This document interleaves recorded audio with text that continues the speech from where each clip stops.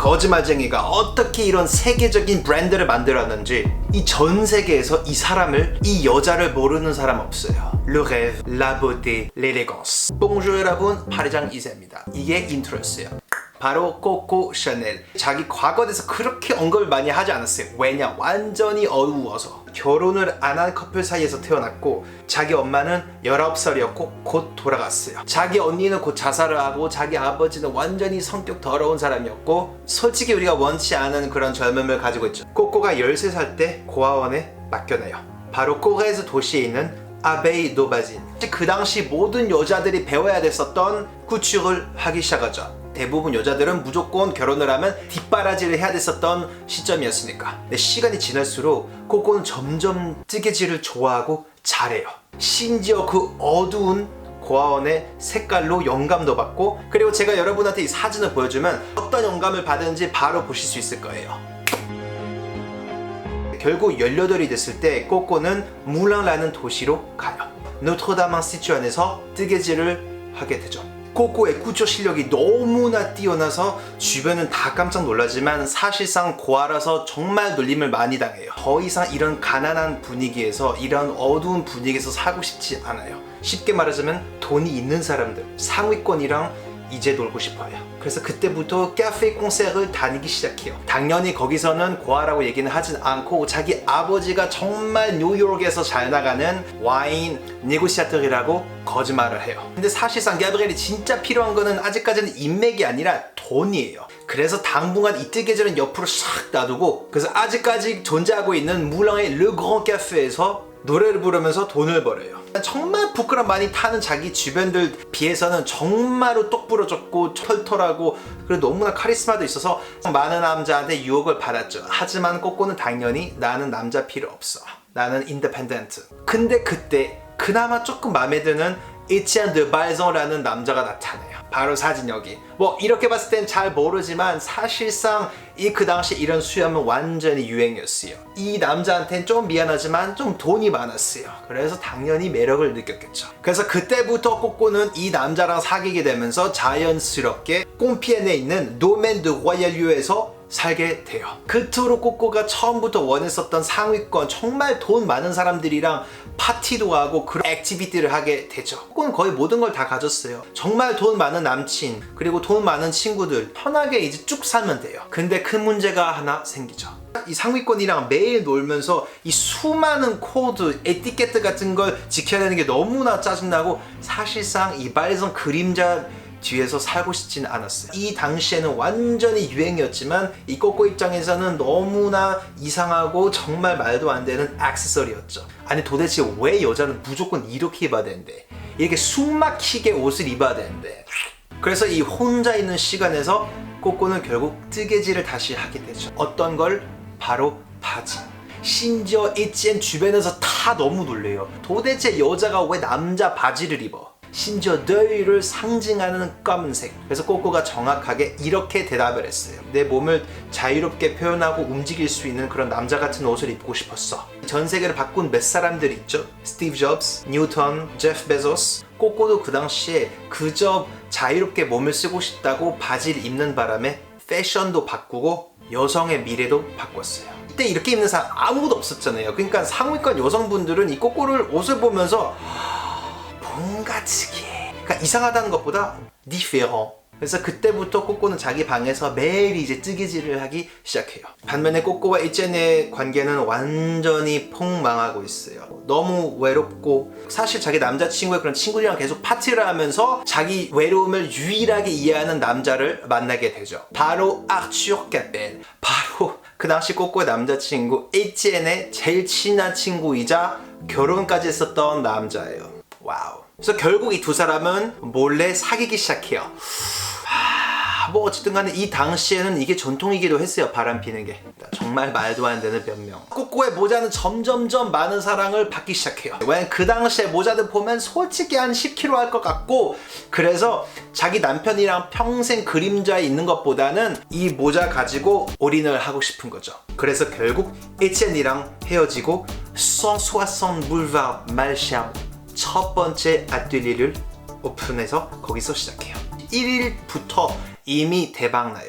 입소문이 어마어마해지면서 결국 첫 번째 모자 가게를 오픈하죠. 바로 어디? 아직까지도 상징적인 파리 르 컴본 거리. 결국 수많은 부자 관광객들이 가는 노빌 도시의 두 번째 매장을 오픈하게 돼요. 사실상 모자보다는 이제 옷 쪽으로 뭔가 새롭게 만들고 싶어요. 하필이면 그때 프로미ère guerre mondiale이 터져요. 남자들은 싸우러 가고 그 남자들의 일자리를 대신 그 아내분들이 하게 되죠. 그 당시 여자들의 옷들을 봐보면 사실상 일하기엔 조금은 많이 불편해요. 어떤 움직임을 해도 자유롭지가 않아요. 근데 어떤 분이 동작을 자유롭게 만들 수 있죠? 네, 바로 샤넬이 이 아이디어를 생각하게 되죠. 아예 스포츠 같은 분위기에 남자 속옷에 보통 쓰이는 제르시 재료를 써볼까? 코코가 이 컬렉션을 런칭하는 순간 모든 파리에 있는 여성분들이 이 가게에 와서 줄 서서 그거를 사려고 해요. 근데 여기서 모자라 결국 4년 뒤에 직원이 300명이 넘는 이 회사의 대표로서 프랑스의 거의 제일 중요한 인물이 되죠. 그리고 처음으로 옛날이랑 달리 거짓말할 필요 없이 신기한 사람들을 많이 만나게 되죠. 정말 스트레스 받고 쉬고 싶을 때 바로 옆 몇 미터에 있는 아직까지도 수많은 관광객들이 찾아가는 앙젤리나 카페에 샤넬이 단골이었죠. 코코가 이런 생각을 하게 돼요. 옷은 괜찮은데 뭔가 나한테 맞는 향수가 없다. 그래서 그때부터 수많은 연구와 미팅을 하면서 그래서 나중에 자기 친구들이랑 깐느 제일 큰 식당에서 밥 먹다가 이거 디퓨저를 꺼내서 한번 샥 눌러봤어요. 사람들 반응을 보게. 근데 아니나 다를까 모든 사람들이 다 아름다운 향은 어디서 났는지를 하기 시작해요. 아직까지도 상징적인 거의 제일 많이 팔리고 모르는 사람이 없는 샤넬 누메로 5. 그래서 아무튼 1900년도에 그 작은 스튜디오에서 혼자 모자를 만들던 코코가 1939년도에는 무려 4,000명의 직원이 자기 제품을 매일 만들고 패션의 대표적인 인물이 되죠. 하지만 한 가지 사건 때문에 이 모든 게 다 무너질 거예요. 바로 두 번째 게르몽잘이 터져요. 프랑스는 마비 상태예요. 이제 곧 독일 애들이 프랑스를 쳐들어올 소식을 알고 프랑스 애들 다 난리 났어요. 그래서 신문에서 이 전쟁 소식을 본 꼬꼬는 결국 자기 모든 매장들을 닫고 이 4,000명의 직원을 결국 쫓아내요. 사실 지금부터 이 스토리는 아마 충격을 받을 거고 그나마 진실이랑 제일 가까워서 제가 지금부터 이 얘기를 할 거예요. 이 당시에 프랑스에서 뭐 독일 애들 뭐 다 정복하고 지금 난리 났어요. 그래서 꼬꼬는 어딘가 숨어 있어야 되잖아요. 파리에 있는 호텔 리츠에서 숨어서 살고 있어요. 살짝 숨기에는 너무 고급스럽고 사모님 느낌 나긴 하지만 안 군터 본 디클리츠 이라는 남자친구랑 이 리츠에서 같이 살아요. 근데 사실상 이 남자는 평범한 남자가 아니에요. 그 당시 독일에서 renseignement militaire에서 근무하던 에이전트였어요. 그 당시에 유럽에서 꼬꼬는 영향력이 너무 많았어요. 그래서 그걸 독일 애들도 알아서 뭔가 쓸모가 있다고 생각해서 접근을 한 것도 있는 것 같아요. 그때부터 독일의 스파이가 될 거예요. 사실 여기서부터는 많은 게 지금 뭐 정확한 게 없어요. 도대체 왜 독일을 위해서 이렇게 스파이를 했는지 완벽한 답은 없어요. 이 전쟁을 멈추기 위해서 마드리드에서 처칠한테 연락하는 게 첫 번째 미션이었어요. 하지만 문제가 스페인에 도착하자마자 들통나고 바로 쫓아나요. 그래서 그때부터 힘이 다 빠지고 의심을 받는 꼬꼬는 결국 다른 나라로 도망가야 돼요.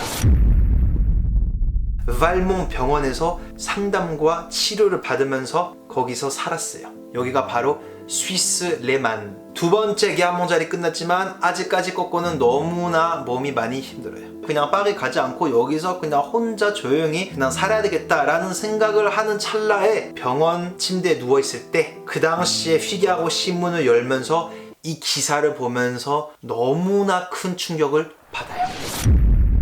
전 세계가 난리난 이 새로운 컬렉션을 런칭한 이 디자이너 때문에 아무도 모르고 있었던 디자이너였어요. 이 디자이너 여러분도 다 아실 거예요. 바로 크리스티앙 디or. 뉴룩으로 패션의 역사는 또 한 번 바뀌죠. 심지어 여기서 꼬꼬가 더 빡친 거는 자기가 여성의 몸을 조금 더 자유롭게 만들려고 하는 그런 옷들을 만들 때 저건 완전히 옷에 딱 붙는 그런 옷을 만들었었어요. 꼬꼬한테는 완전히 충격이죠. 안전을 추구하지 않고 이 선입견들을 깨트리려고 했었던 이 꼬꼬 입장에선 용납을 할 수 없는 경쟁자가 나타난 거죠. 그리고 당연히 자기의 1등 자리를 다시 차지하려고 결국 파리로 다시 돌아가요.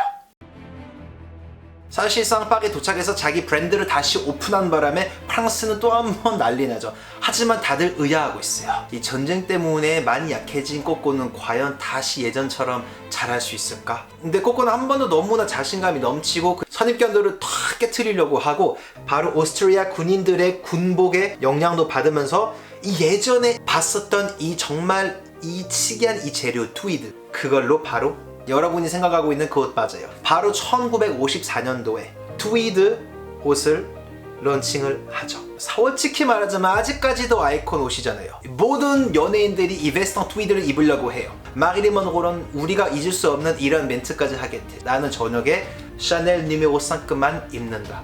그래서 그때부터 이 샤넬의 이 쇼는 결국 르콩봉에서 하게 되면서 꼬꼬는 이 계단 위에서 탁 살펴보면서 이 사람들이 어떻게 반응하는지, 그리고 요즘도 정말 VVIP면 그 계단 위에 올라가서 구경도 할 수 있어요.